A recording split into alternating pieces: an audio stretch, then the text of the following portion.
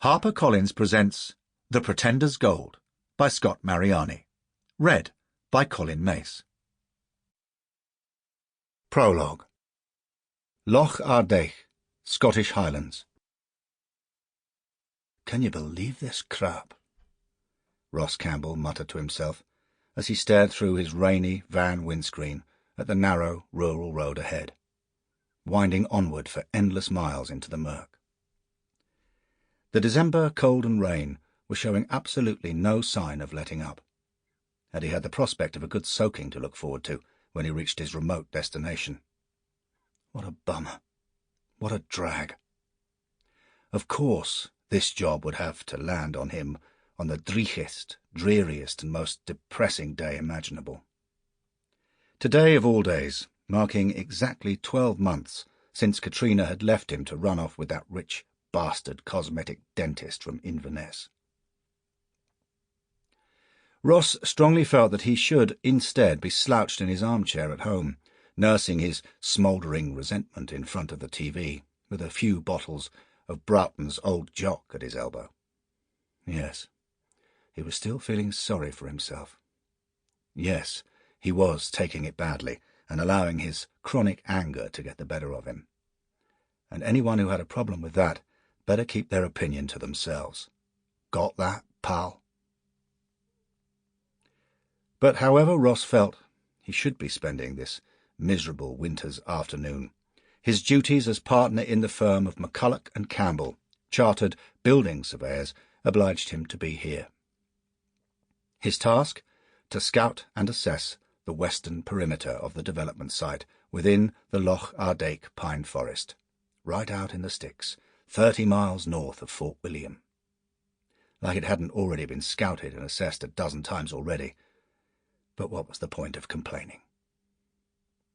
The closer he got to his destination, the more aggressively the rain lashed his windscreen. The road narrowed to a single-track lane in places as it followed an endless series of S-bends along the forested shores of Loch Ardèche. The heather-covered hills rose high all around, their tops shrouded in mist and cloud. Now and then he passed a lonely cottage, or the deserted ruins of an old stone bothy.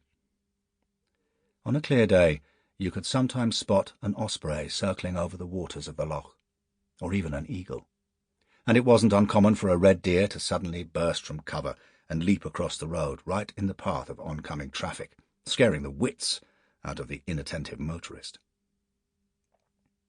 Ross had lived here all his life, though, and for him the scenery and fauna of the remote western highlands that drew thousands of visitors each year from all around the world held little wonder or fascination.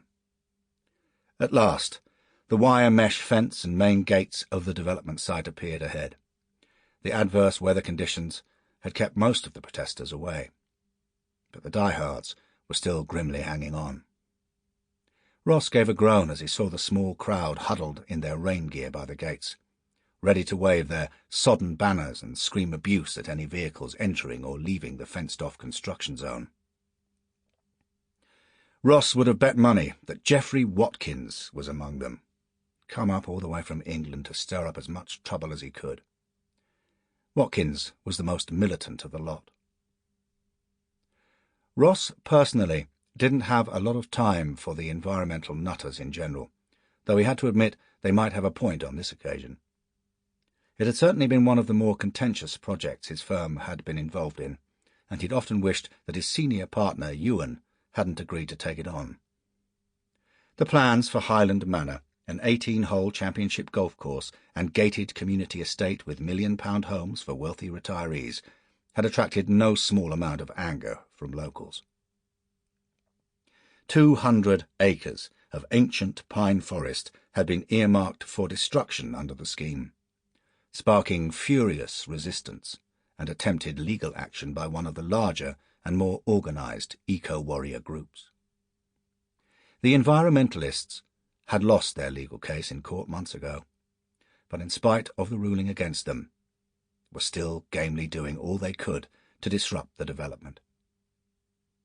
Their methods had been creative enough to cause protracted and extremely expensive delays.